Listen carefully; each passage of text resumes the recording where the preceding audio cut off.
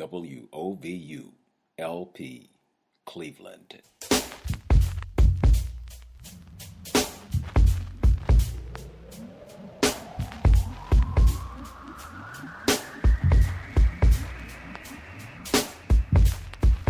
Hello and welcome to Open Door. I'm Vince Robinson, and I have two guests today. They are Samantha Jones, a mental health warrior, and Jennifer Love Carter, co-founder and leader of the Shaker Heights Anti-Racism Coalition. She's also a dreamer, writer, and activist. Both of you, welcome to Open Door.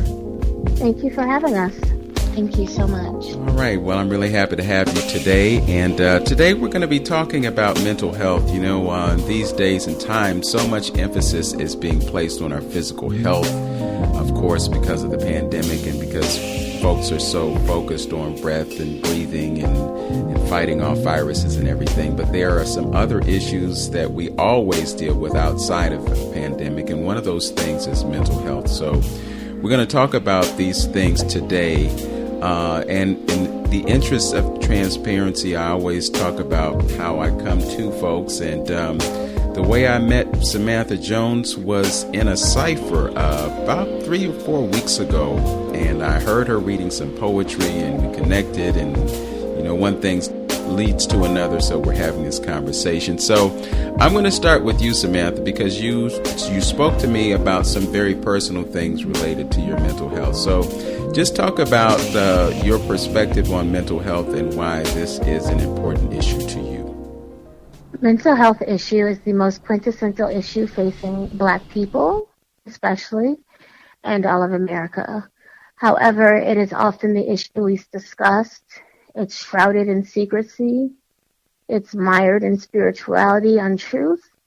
And I need to live my life so that other people are aware that there's help for you, that you're normal, that you don't have to be ashamed, that we do have to acknowledge these things in order to heal these things. When you go to a doctor and the doctor asks you what's wrong, you don't say, I don't know. But when it comes to mental health, that's what people do.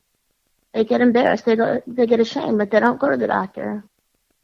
They don't tell their friends. Sometimes they may go to the church. The church is not an adequate solution because they are not adequately trained. And they're used to having a narrative of God fixes everything. But as a member of the church till I was about 36 years old, from 6 to 36, I can assure you that church never healed me. So I do have several mental illnesses. I won't go through all of them because it sounds like a laundry list. But I was actually recently hospitalized for a bipolar condition, which I was in denial, I guess, about. I'm sure Jennifer could provide a little bit more insight as to what she experienced from me. So about 2 weeks ago, I actually ended up in the hospital. I was having a manic episode. And the things that my family did well is because we are all aware of the mental health crisis. We are all aware that the police are not in the treatment. They're not in de-escalating. They're not in helping people. Well, people like us. So they came and got me. They said, Rose, don't you feel like there's somewhere you should go?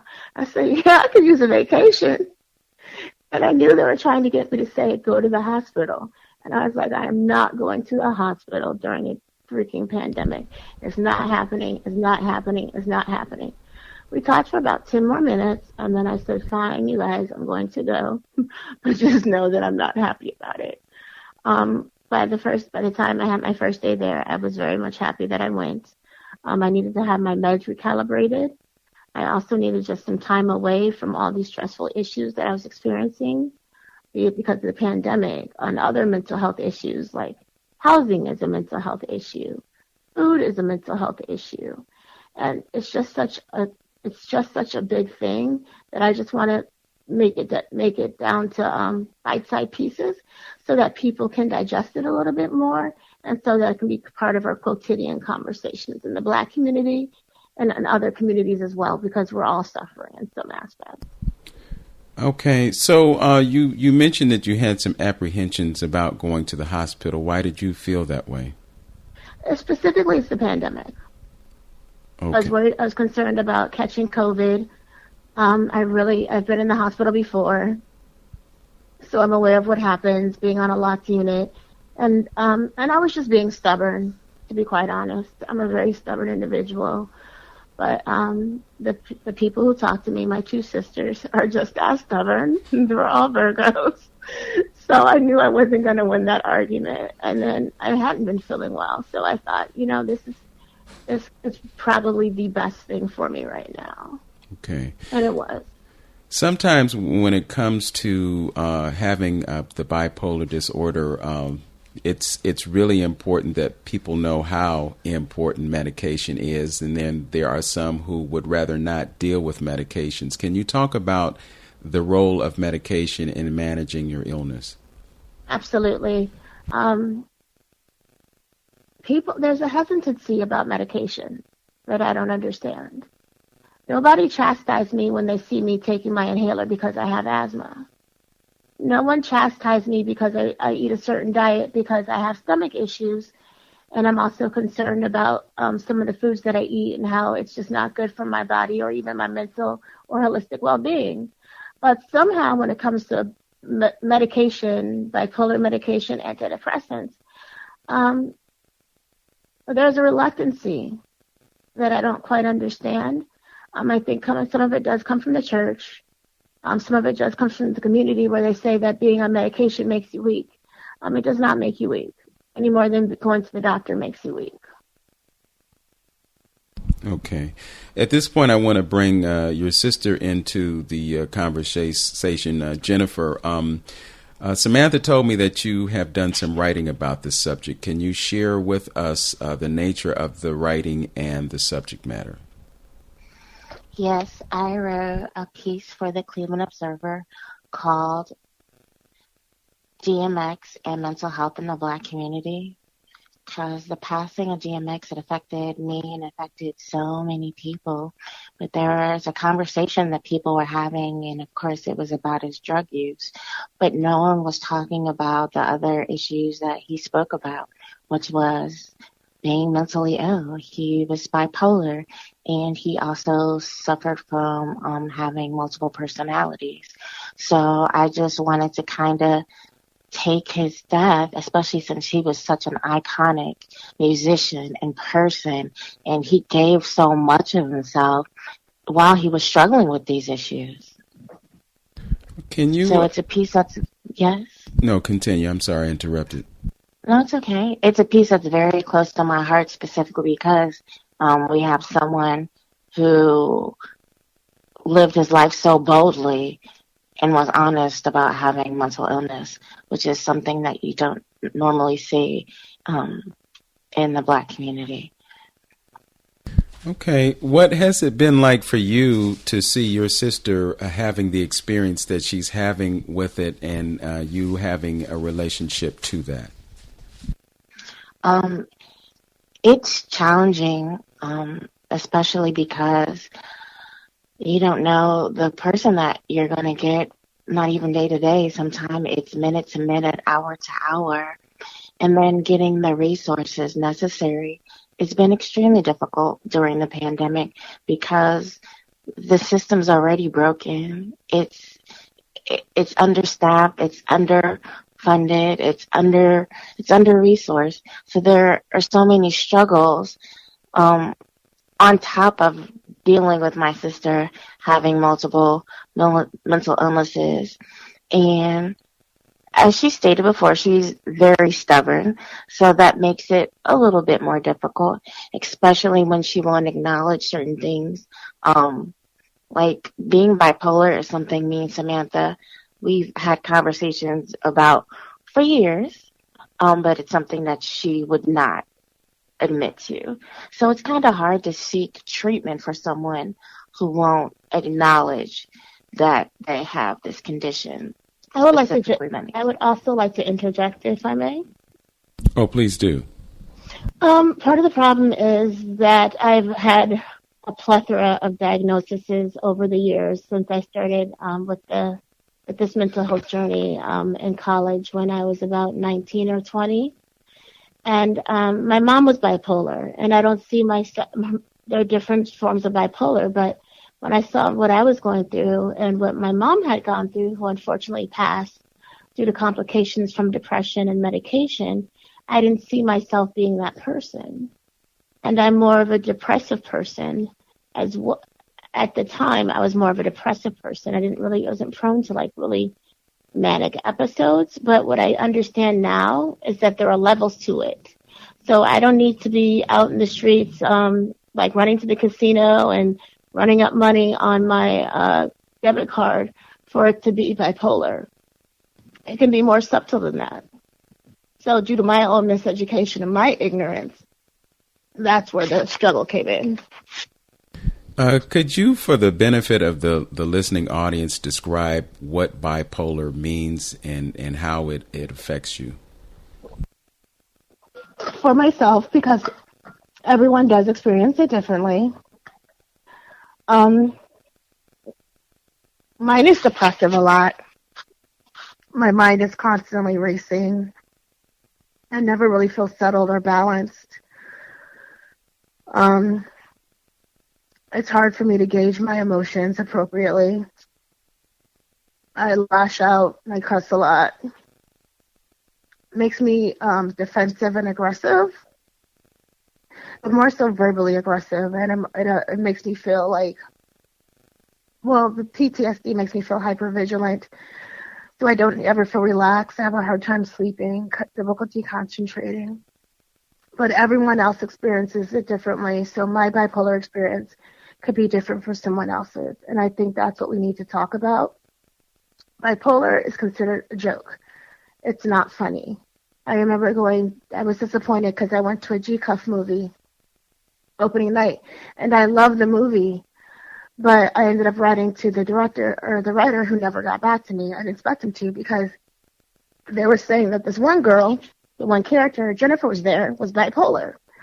And that wasn't funny to me because bipolar is not a joke. She was just she was just a black woman who had a horrible attitude. It was a little bit stalkerish, but she was not bipolar. And we need to stop being reductive about mental health. Brandy pissed me the F off with her borderline video. Mental health is not sexy. It's not a love story to your community. It's not a way to revive your career. And I felt very much insulted and very much betrayed that during a time such as this, when people who have mental health issues are struggling the most, that's the type of crap that she wants to produce and put out into the community. I also checked her on Twitter. She never got back to me either, but that's okay. It doesn't change the validity of the fact that what she did was absolute garbage and detrimental to Black people and the music community. Okay, we are nearing time to take a break, but I want to explore what you just shared with us to a much greater degree and welcome your sister back to the conversation. I also understand that you are actually twin sisters, which really makes this an intriguing story. You're listening to Open Door with Vince Robinson. My guests are Samantha Jones, a mental health warrior, and Jennifer Love Carter, co-founder and leader of the Shaker Heights Anti-Racism Coalition. She's also a dreamer, a writer, and an activist. We'll be back with more Open Door right here on 95.9 FM WOVU, a Burton Bell Carr community radio station. Back after this.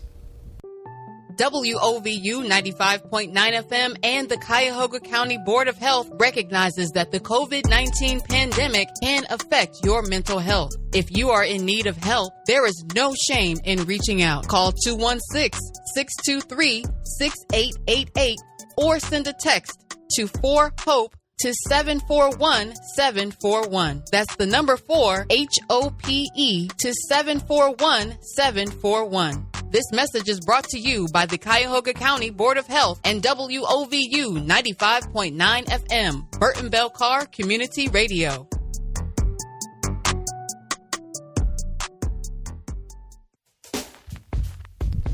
We're back on Open Door with Samantha Jones, a mental health warrior, and Jennifer Love Carter, co-founder and leader of the Shaker Heights Anti-Racism Coalition.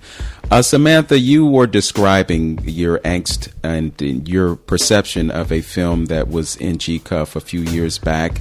You also expressed some concerns about a video that Brandy did, and I think the gist of what you're saying is that many people make light of folks who may be suffering or dealing with the challenge that you have. I'm just wondering, from your perspective, how you feel about how people perceive you and what they may misunderstand about you.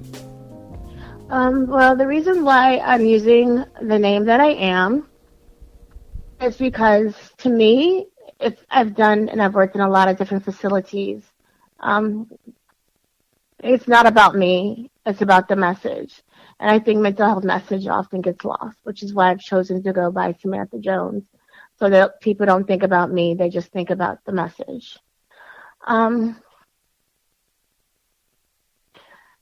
It's offensive to sit there and be part of conversations with people who may not know that I do have a mental illness, or that, 1 out of 4 people have a mental illness. So if you're in a room or if you're at lunch at your job, there's somebody there struggling. There's a few somebody struggling. But for some reason, we've become the whipping boy for the Black community. We've become the whipping boy for the church. There's another issue I took with Break Every Chain, Tasha Cobb. It's a beautiful song. I do not identify as Christian.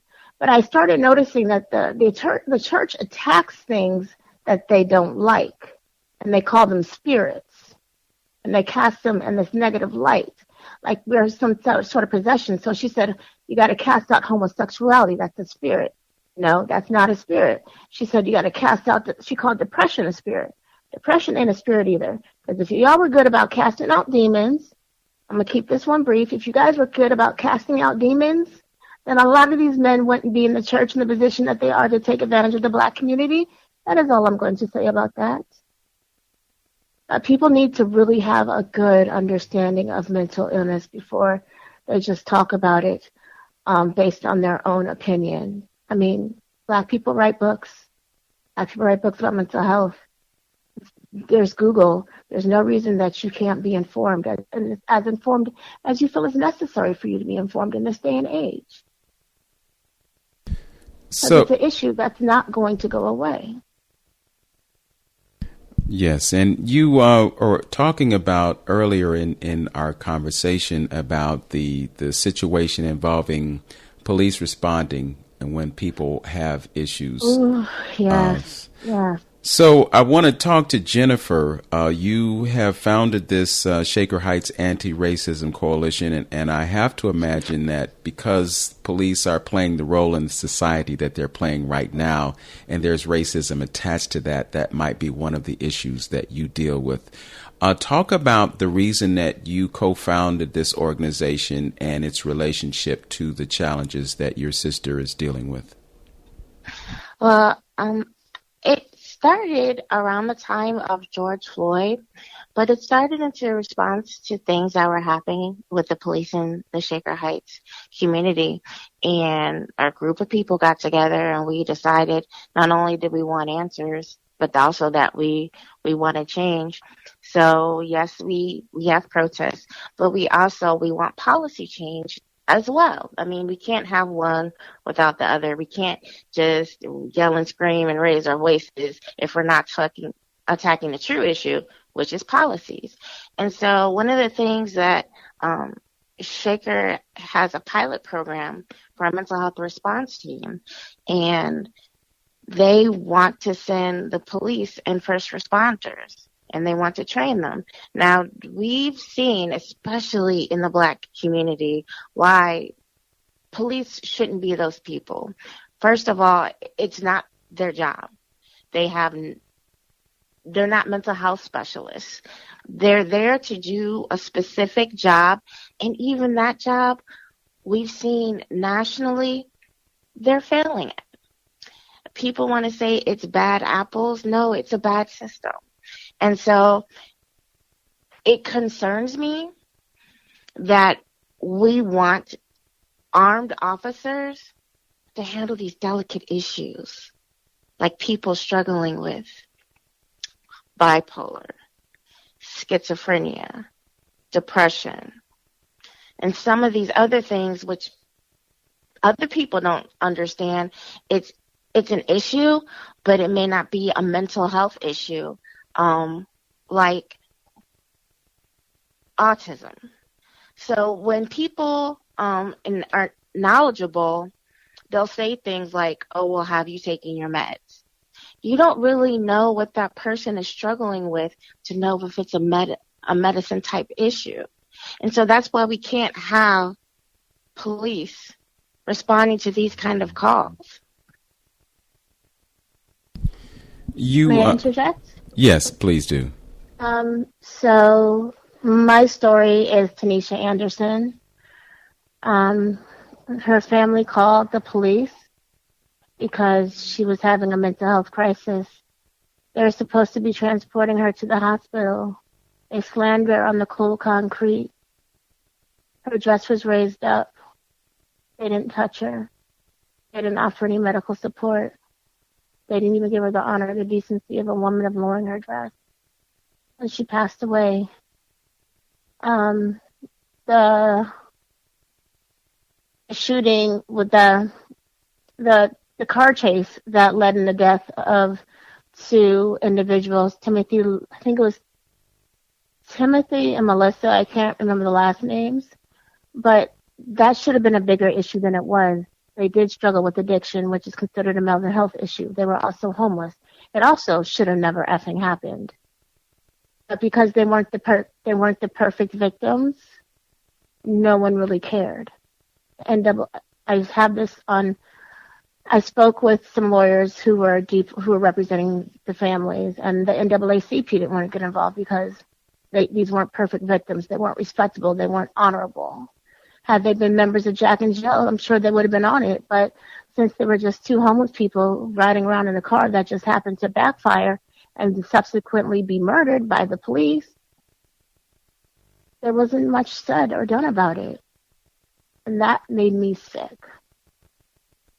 And that's why I do the work that I do, because the police officers don't even de-escalate situations that they're supposed to de-escalate. They escalate. And that's what happens when you send police to mental health issues. Because we know we're not dumb. We may have some mental health issues, but it has nothing to do with our intelligence. We understand the police kill people. We understand if we see the police, they're most likely going to kill us or hurt us. It's a scary world to live in when you're walking down the street and you see a police officer and you're wondering if he interacts with you, if that's something you're going to come out of alive.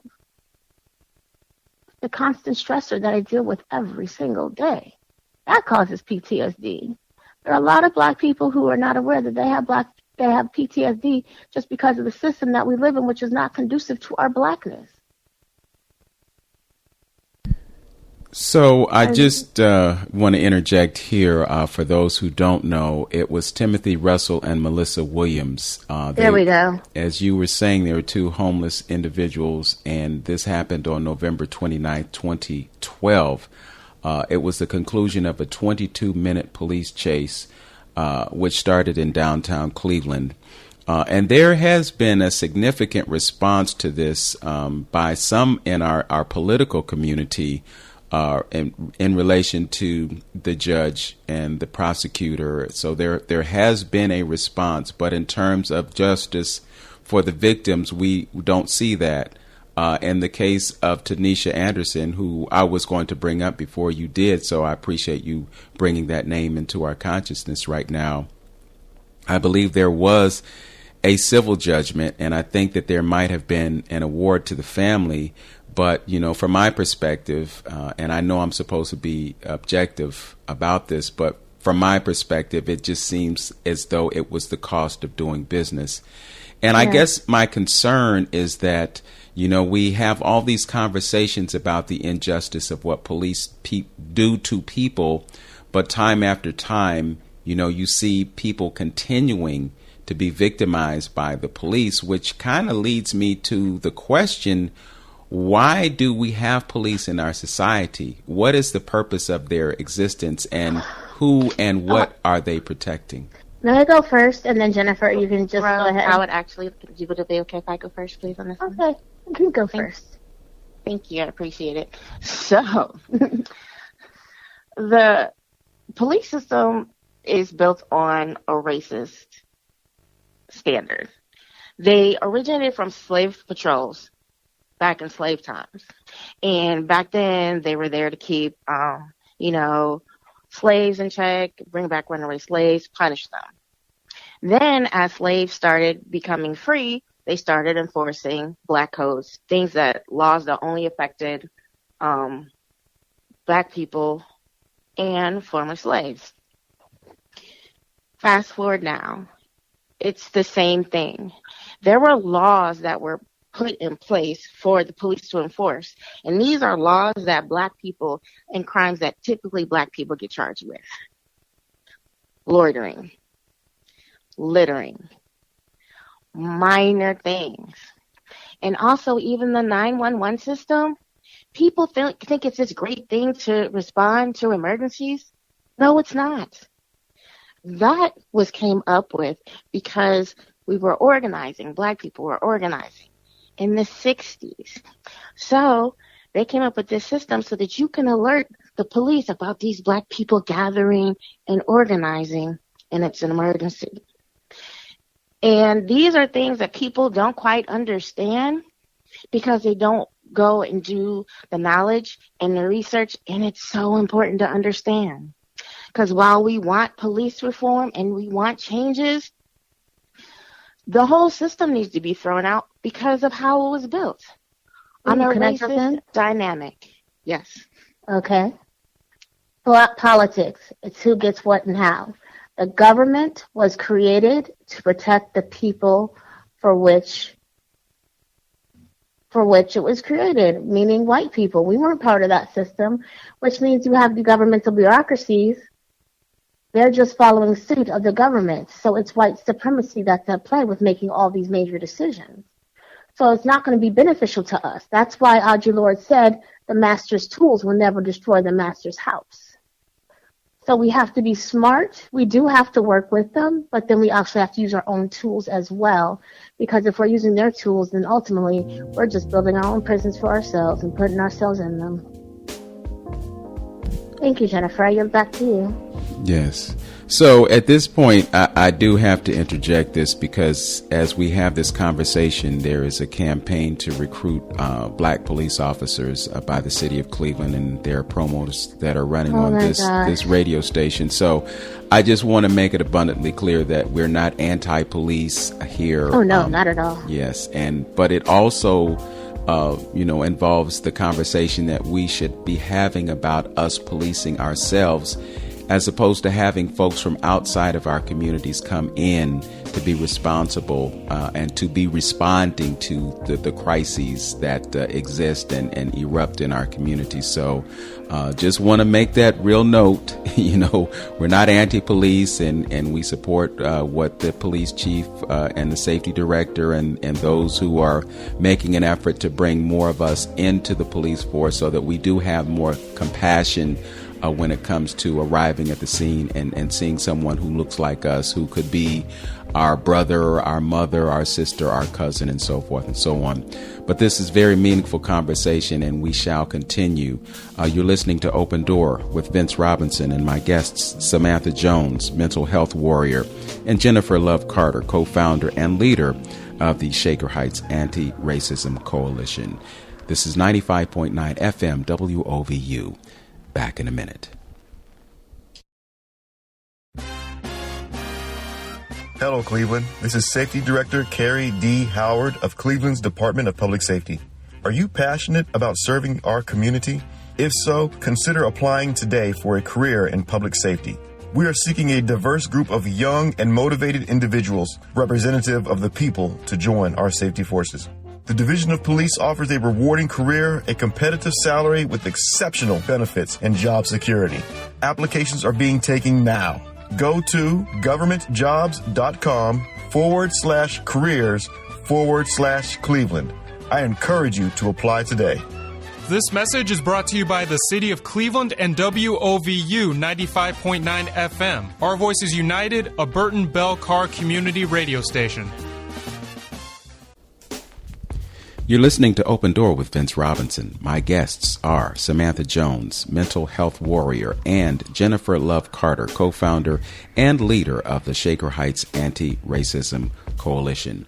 Before we went to break, we were just talking about the need to have more black folks on the police force, but also to have more compassionate black folks on the police force. And again, I speak the truth as I know it. And I know that sometimes people who are on the police force have mental issues. They say that the marriages of police officers are often unsuccessful because it just takes a mentally strong person to face all of the adversities and all of the tension and stress of that particular job. And, I'm not sure, I don't know anything about this, but I would imagine that there are probably police officers who could use some mental health counseling and ways to deal with the stresses of their jobs. And then there's also the question of what motivates someone to be a police officer. And again, this could be way off base, but I know that there are some people who have a Napoleonic complex. And because of that, they want to have a position that allows them or enables them to have some type of authority or some type of power over people. And for whatever reason, they gravitate towards those types of positions. Do you have any thoughts about that? I actually do. First of all, let me say that I am by no means anti-police. We actually have police officers in our family. We are just, for me specifically, a pro-community, and the police are part of the community. So, we have to work together to correct the wrongs. But yes, I've had discussions as to what we expect and what we should see from our police officers. And so I'm familiar with a few little minor details, and it does vary by police force. So keep in mind, I actually live in Cleveland. So I'm concerned about Cleveland police and Shaker police. I live right on the border. But one of the things that I think that should be happening is that we shouldn't just be having a mental health evaluation when they first are interviewed. Those need to be ongoing. And then we need to talk about having mental health resources to deal with the stress of the job. It's not easy seeing dead bodies. It's just not. Crime scenes, there's so many different stressful situations that they're put in. And I think that police need to be reevaluated to see if they're still mentally capable to do that job after a certain length of time. Because it's impossible and it's unrealistic to think that these things do not affect our police simply because they carry a gun and a badge. So, yes. So I wanted to engage in a conversation about the issue of defunding police because, there's a lot of conversation about that and some of it erupted because of the George Floyd murder. And you get pushback from that notion. From your perspective, could you talk about what defunding the police means to you and what impact it could have on society overall? Jenny, I'll let you take that one. Yeah, definitely. Thank you. Yeah. So defunding the police, it gets kind of a bad rap, unfortunately, because a lot of people were kind of ignorant and they didn't really know what it means, or they adopted it to mean whatever they think it means. So defunding the police is not getting rid of the police, abolishing the police. However, those are things that it's possible that we should consider too. But defunding the police simply means taking certain money and directing it to better resources. If we know that kids don't have things to do after school, or even, in the summer breaks, take some of that money, put it back into the rec centers, summer programs.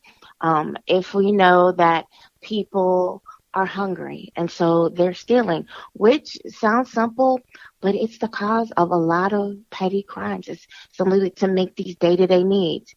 Instead of giving the money to the police, we give it to food banks, distribution centers, things of that nature. And people get in an uproar with defunding the police, but they already did it to the schools. So in my opinion, I think a lot of people are actually proponents of defunding the police. It's just not that terminology that they understand. Samantha, I think you had something that you wanted to offer about this. Yes, Jennifer is definitely the expert on this issue. Defunding the police is a phrase that I am not in love with. I think it's really kind of somewhat of a misnomer, and it's incredibly divisive. So that we're starting off by everyone involved in the conversation being handicapped by that term defunding the police. Changes do need to be made.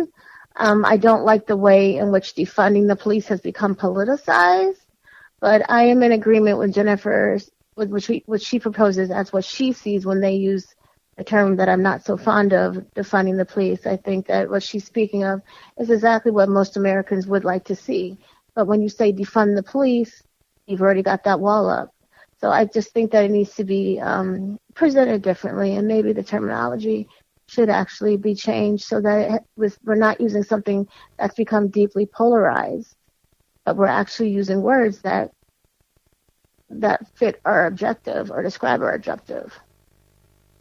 Well, I think, too, we are not always mindful of the things that cause police officers to have to respond to something. You know, we never really look at causation. We never really look at the role that poverty plays in why that person might go into a store and take something. If they had the money, if they had access to money to be able to pay for things, they might not want or need to walk out of the store without paying something. So, you know, as a society, do we get to a point where we actually deal with the impact of poverty? And then the other question is poverty in cities like Cleveland and others across the country, is it an intentional thing because you want to keep people within a certain place that allows them to be victimized by police departments?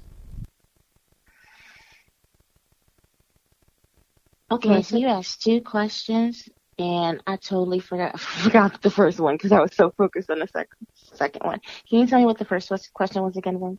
What I'm really trying to get to is the fact that there are some causational factors when it comes to why police officers are called to the scene. And sometimes someone may walk into a store and they walk out without paying for something because they don't have an ability to pay for it. And I guess the question is, you know, why we have the level of poverty that we have in this country and why we ignore the fact that poverty is often the cause of crime. Would you like to go first, Jenny? Yeah. So there is systematic racism. So there are things that have happened, especially, like I live on Ward 4. Like, you don't have to tell me about the makeup of Ward 4 because I know what it is. And a lot of people live in poverty. We have food deserts. We have violence. Those are things that are all caused by poverty. But when you look at the core of those things, it's things like that contributed to it, such as redlining, we're still affected by redlining, where we were only allowed or showed homes to move into in certain areas. And what happened is businesses, we don't have a lot of businesses. Like if I walk down Buckeye, we have so many empty, broken down storefronts because the money's not there, because we simply don't have people putting money into the community and building it up like they do, say, on Larchmere, which is part of Cleveland, which is literally only a few streets over, but it's a completely different landscape than this area. So yes, it's systematic. Yes, there are things that contribute to it, and we are getting to the point where we're starting to understand, but it's like some people understand. I don't think it's mainstream enough yet about how these things contribute to the downfall of certain neighborhoods. And I'm not sure that it's something that really needs to even be mainstreamed. For me, what I'm seeing is that we're not doing enough at the local and community levels, and neither are the politicians. I don't recall his name, and it's probably for his benefit, but he told me that he was running for Congress. And I said, okay, what's your platform? And he said, well, my auntie was Auntie Nobody Really Gives a Darn. I said, that's nice for her, but I wasn't asking her about you. I wasn't asking about her. I was asking about you. I said, if you can't even get me excited about voting for you, how are you going to get other people excited about voting for you? You just can't run for things and not have a clear agenda as what it is you hope to achieve. So I have met a couple of the local candidates running for various offices. And what I asked them is what about mental health? I'm not considering voting for anyone who doesn't have that as part of their platform. We need more community engagement. That's not even something that we can leave up to the politicians. What I love about the community that I live in, Jennifer brought up Larchmere, is that it's a community, it's an arts district and a lot of community investment. So that on Bar Cafe, think better, feel better, be better. That place has been instrumental in changing my mindset about my mental illness, about helping me finding my voice. It gives people a place of solace where there's no alcohol being served. Great conversations are being had. Brilliant minds meet there. And we talk about how we get to reinvest in the community. There's another gentleman up the street, and I don't want to say the name of the business because I forgot it and I don't want to mess it up. He said the only thing he wants to do is be able to pay rent and to pay his employees, and he wants to give everything back to the community. And these aren't politicians. These are people who see a need and do the right thing. And we just need more of that in other communities as well. If I may interject. Go right ahead, Jenny. I do think that, because it's not like every single politician is bad, right? That's just not the case. I do think politicians get a bad rap, especially because I do happen to know some politicians personally and professionally, and it's not always the case that they don't care. That's just simply not true. However, just as you mentioned, Rose, at Larchmere, they have all these wonderful facilities and, they give back to the community. That's exactly what Buckeye needs. And that's exactly my point. We don't have places over here that we could go to and just be like, oh yeah, we have these great conversations and they give back to the community. Let me digress though. Edwin's has actually been phenomenal. Like, I love Edwin's. They opened up their butcher shop on Buckeye, and it's improved, how it looks over there a little bit. It's a place where people can go and get fresh food, which is very important, because just because you have like a grocery store, I'm not going to be specific about this one, but there are certain things that people won't get at this grocery store because they're concerned about the freshness, the quality of food. And it's unfortunate because if you're in a pedestrian community, you don't have a lot of options. So those are also things that we have to talk about when we talk about things like food deserts and the access to healthy food. Our neighborhoods, our most low-income neighborhoods, are flooded with fast food. Liquor stores. And there's a reason for that.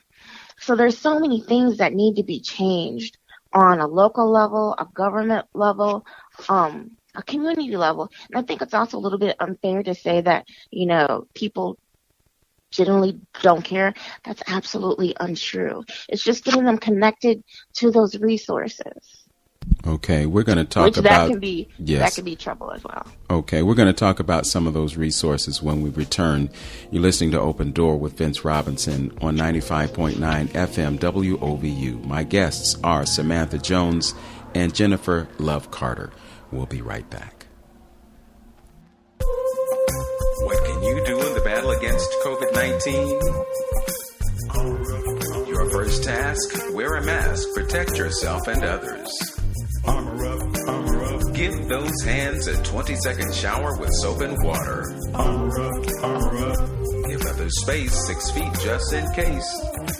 Armor up, armor up. Get good nutrition, ingest for digestion. Armor up, armor up. Vitamin C, D3, and more. Elderberries, zinc, and echinacea from the store. Get some fresh air. Go climb some stairs. Let go of stress. Make sure you rest.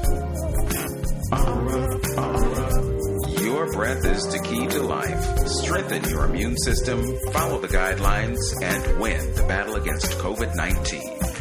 Armor up, armor up. Are you a renter in Cleveland and facing eviction? WOVU 95.9 FM, the United Way of Greater Cleveland, and the Legal Aid Society wants you to know that you have rights. Certain Cleveland families have the right to an attorney in eviction cases. If you rent your home in Cleveland, have any kids living in that home, and meet low-income guidelines, free help is available. If you think you qualify, contact Legal Aid immediately at 216-687-1900. That's 216-687-1900. You can also apply by dialing 211 on your phone. After a quick screening, you'll know if you can get a lawyer's help for free. Learn more at freeevictionhelp.org. That's freeevictionhelp.org. This message is brought to you by the Legal Aid Society of Cleveland, the United Way of Greater Cleveland, and WOVU 95.9 FM. Our Voices United, a Burton Bell Carr community radio station.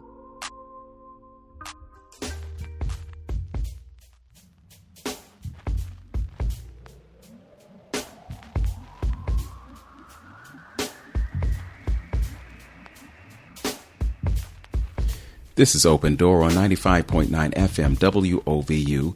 I'm Vince Robinson, and I am joined by Samantha Jones, a mental health warrior, and Jennifer Love Carter, co-founder and leader of the Shaker Heights Anti-Racism Coalition. She's also a dreamer, writer, and activist. Before we took the break, we were talking about certain things that exist in the community, and you pointed out the existence of what some call food deserts. You also talked about some of the places in the Larchmere area that, from my perspective, and you mentioned Unvar specifically, but you talked about certain mechanisms for healing.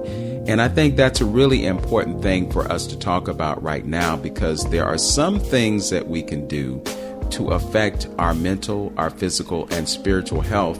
And food is one of those very important items. I believe that food is one of the causational factors that impacts our mental health, because your body is an organism that requires nutrients to function properly. And when you're not getting those nutrients, it affects your brain function as well as other aspects of your being. Could you talk about, and then this is specifically to Samantha, could you talk about the role that food, in addition to the medication that you take, plays in maintaining a good physical, mental, and spiritual perspective for you? It's a disgusting story how my diet changed, but I would always be so tired all the time, and Jennifer can attest to this, that for about a year I ate nothing but frozen meals, except for when I went out for lunch or for when Jennifer cooked for me. I felt horrible. Then I came down with a mystery illness, and I had to change my diet. And I just started becoming obsessed with eating fresh foods, things that don't have to go in the microwave, trying out different diets, vegetarian, vegan, pescatarian. And I noticed that certain things made me feel different, or made me feel cloudy, or just kind of made me feel actually like more down. Like when you eat, you're usually happy. And I was eating and I wasn't happy. I was feeling gross. I was feeling sick. I was feeling sluggish. I was feeling like my thoughts weren't coming as quickly. And diet is very, very, very quintessential to your mental health. And I don't want to politicize veganism or vegetarianism. I think that a lot of things do have merits, but I am aware of this group called Uplift, and I didn't have enough notice so that I could participate the way that I would like to. But they do have the understanding of how food impacts your mental well-being, actually your holistic well-being.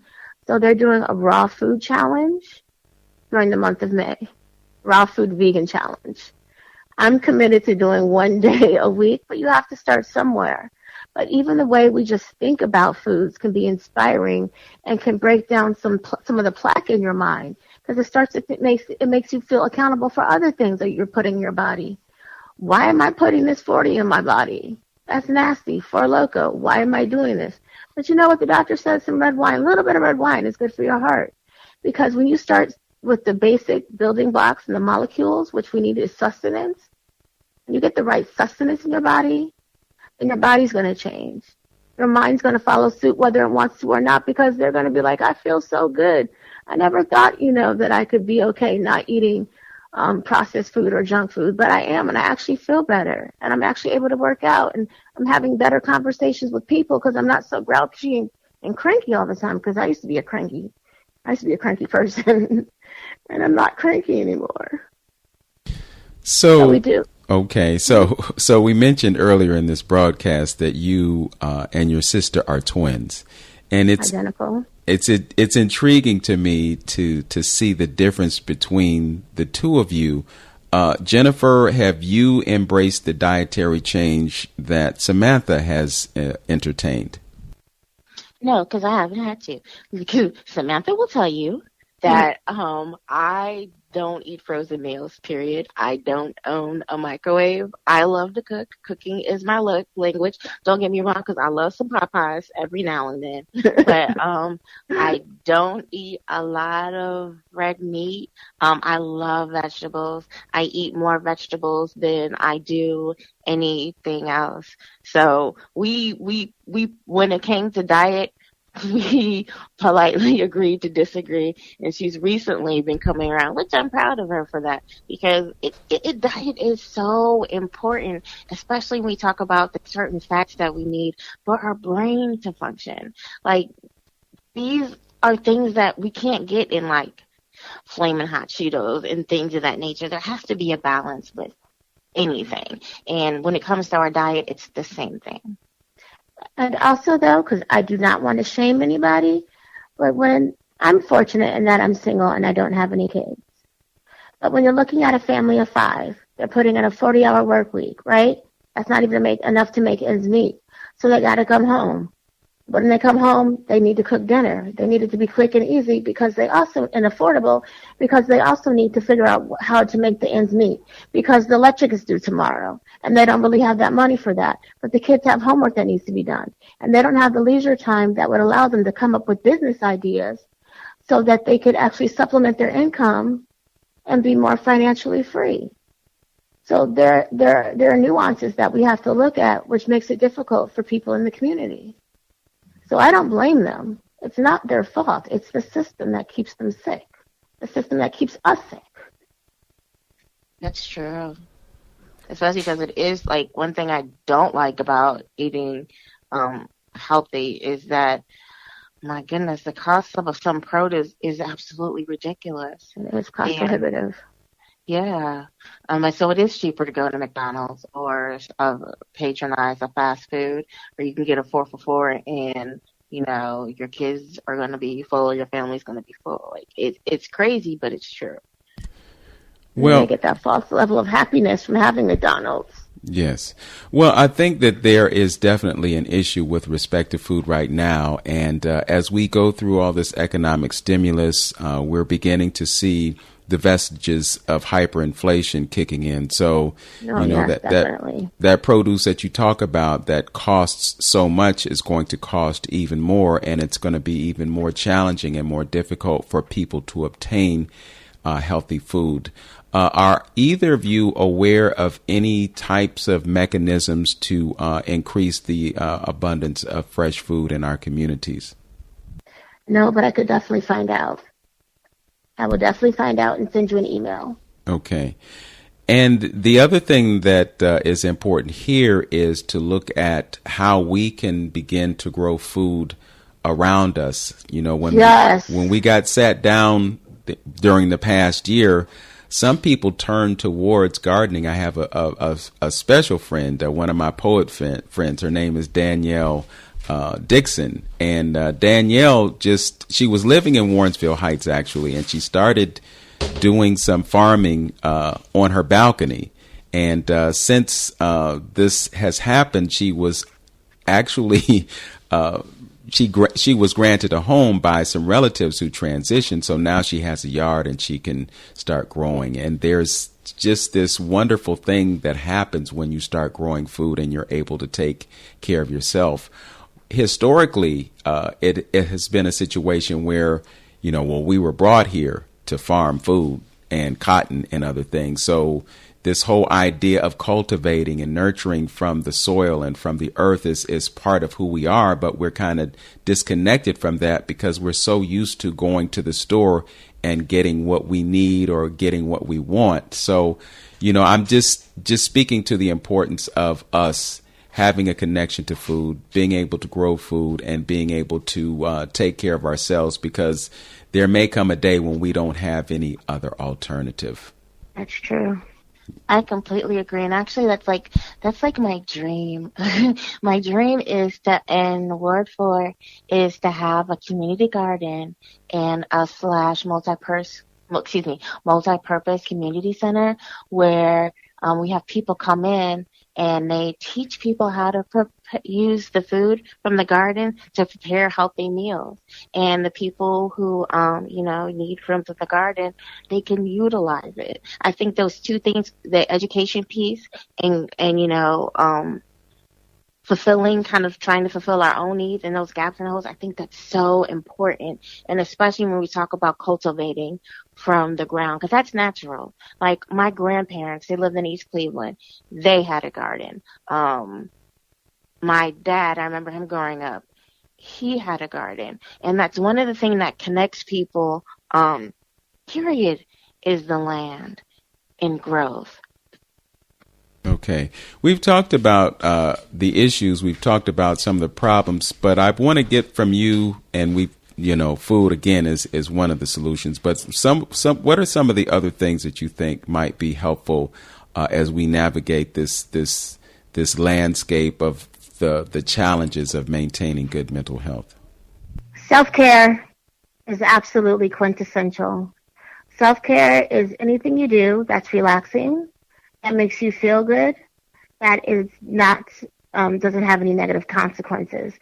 So I like to color. I read. I journal. But self-care can be what you want it to be as long as it doesn't have any detrimental effects to you or the community. And I realized that I'm having conversations with people, really intelligent people, and they're getting brain fog and they're forgetting what they're saying, and that's because of stress. And so when I noticed that, I say, so what's your self-care regimen like? I don't have time for self-care. If you don't make time for self-care, you're going to make room for yourself being in the hospital, because that's what's going to happen. My life didn't start changing the way it needed to be until I started taking my self-care seriously. Also, therapy. I believe even the most well-adjusted person can benefit from therapy. There's nothing wrong with talking to people about your problems. Talking to people may actually help you realize you don't have as many problems as you think you do. They're more imagined than real. And those are the things that I would like to leave with for today. How about you, Jenny? So for me, we can't fix what we want to acknowledge. So sometimes we have to acknowledge that our mental health may not be in the best place. We have to acknowledge that the damaging imagery that we see of another Black man being shot and killed by the police, those have effects on us. Those affect our mental health. It also affects our physical health too. People don't realize that. So we have to acknowledge the trauma, and there's some things that we're not going to heal from completely, but we at least have to start on the process of at least dealing with those things and trying to heal. I'm in agreement. Okay. Well, I want to thank both of you for joining me today. Samantha, I know that it is really a challenge, to put yourself out there the way that you do or you have. But I think that people need to acknowledge the fact that it is an issue that has to be dealt with. And if we don't, people are going to suffer even more than they need to suffer. And Jennifer, my kudos to you for creating and leading the Shaker Heights Anti-Racism Coalition. And I'm hopeful that your activities will have an impact and will make a difference. Thanks for joining me on Open Door today. Thank you for having us. All right. And to those of you who are listening, thanks for listening. This has been Open Door on 95.9 FM WOVU. Know yourself, love yourself, be yourself, and make today your best day. Peace.